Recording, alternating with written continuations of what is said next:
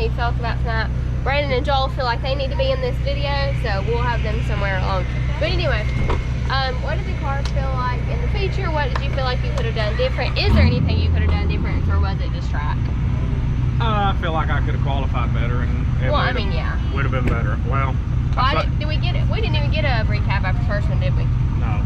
I mean, I say we could have qualified better, but then again, we might have been in all that crap. So it got pretty rough first race.